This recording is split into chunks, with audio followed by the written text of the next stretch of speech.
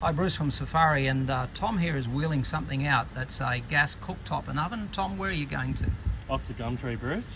Now that gas hob and oven is being replaced by this total electric package. So what we've done in here is taken it out, put in our own carcass as a complete drop-in insert. We've got an induction cooktop at the top here, 1800 watt, 1500 watt, combined it's 3000, chopping board in the front here. Down below here is an air fryer, 1800 watts. It's all automatic. I really like it compared to a microwave. And then in the middle here is an ice maker and water dispenser, and this is on a slide. So watch this. This slides out, and the warm water can go into the top, and the chilled water comes out. And then on the side here, you can either put wine bottles in the rack or sauce bottles.